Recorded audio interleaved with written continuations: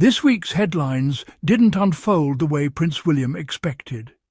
His Brazil tour was meant to showcase leadership, influence, and global stature.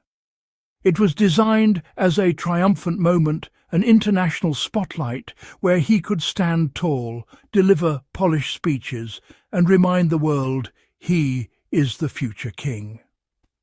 But instead of applause, something else happened. Audiences around the world looked at the trip and saw a version of William that felt increasingly familiar, tense, reactive, and struggling to connect. William arrived in Brazil prepared for what his team believed would be his grand victory lap. Carefully staged routes, photo-friendly setups, coordinated press talking points, everything was lined up. Yet, as each day passed, the tone of the coverage shifted. People weren't admiring the effort. They were questioning it. The speeches felt recycled, the expressions felt forced, and the global stage he seemed eager to claim only highlighted the disconnect between his message and his behavior. The concerns didn't come from critics alone. Even long-time royal watchers, people who normally praise William, said something felt off. His tone sounded more like scolding than passionate. His public appearances seemed tense rather than engaging. And the irritation flickering underneath made the whole tour feel more strained than inspiring. This wasn't a leader stepping confidently into the spotlight. It was a man who appeared burdened by it. And then came the frustration. Each time another royal family member made headlines, William's mood reportedly shifted. David Beckham receiving an overdue honour from King Charles. Harry standing proudly among veterans in Canada. The normal workings of the royal calendar routine events somehow became the reason behind frantic briefings to the press. Suddenly, William was described by sources as wounded, overshadowed, even sabotaged. But instead of generating sympathy, the leaks made him look insecure. It exposed something deeper, a need to dominate the narrative rather than simply do the work.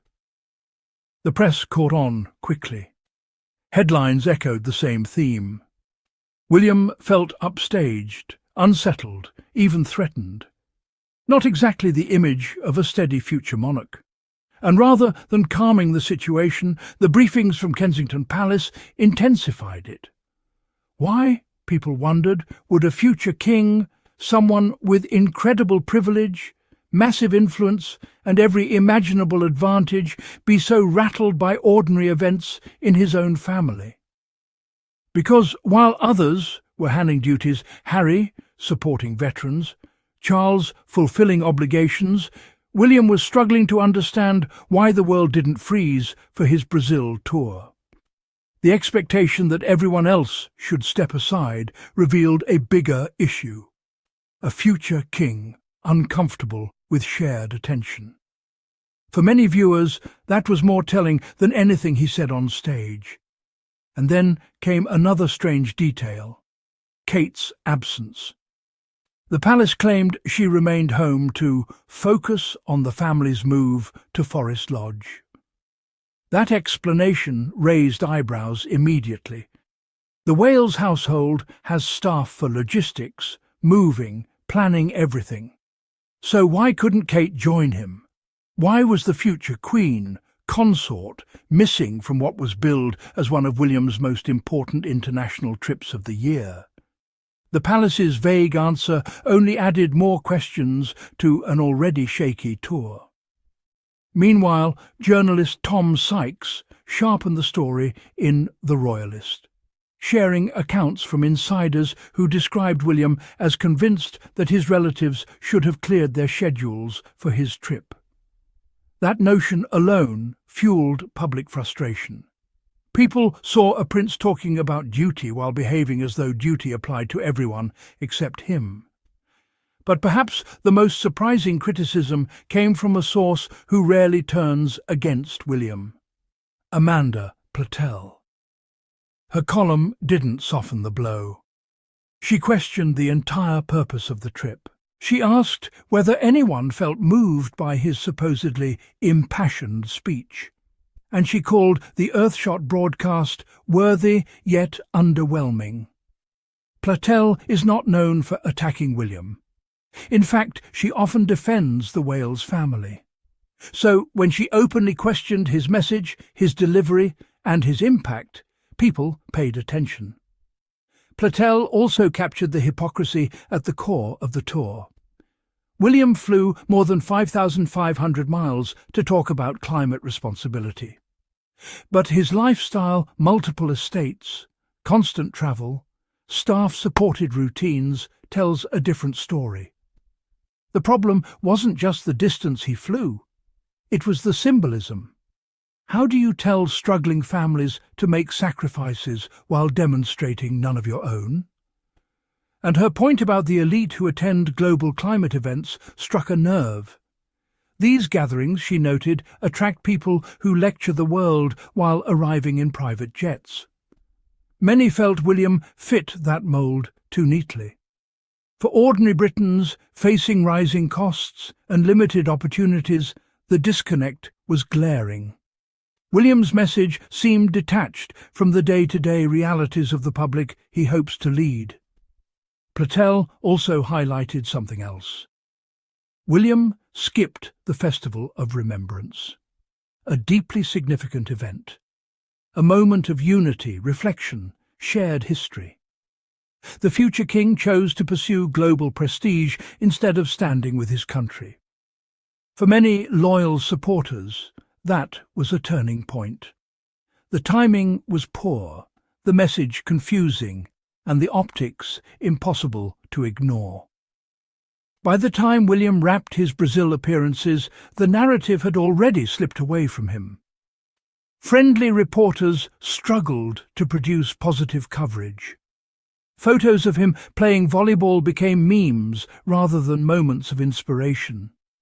His speeches blended together. His message felt unclear. The trip, meant to elevate his profile, ended up amplifying his weaknesses. Commentators across social media and mainstream outlets called the tour a misfire. Viewers said they felt nothing from the ceremonies, no spark, no authenticity, no emotional resonance.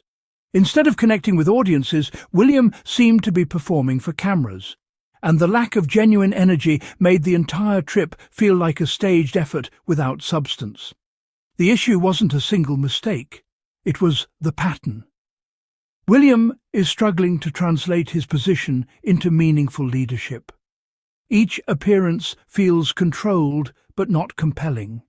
Each speech polished but not powerful. The public consents when someone is speaking from duty rather than conviction.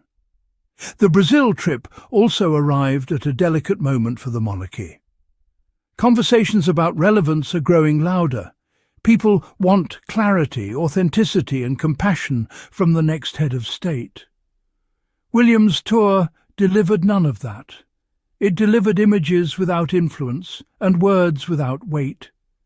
And while he was trying to shape the narrative abroad, his family members at home and overseas were simply doing their jobs. Harry's presence with veterans carried natural resonance. Charles, recognizing Beckham, felt dignified and overdue. Even routine engagements overshadowed William's tightly planned trip. In the end, William's attempt to prove himself backfired. He left Brazil not with applause, but with skepticism. Not with admiration, but with commentary questioning his judgment, his message, and his readiness to lead. The world saw not a confident future monarch, but a man struggling to keep up with expectations he helped create. The story of this tour will linger, not because of a moment of brilliance, but because of the absence of one.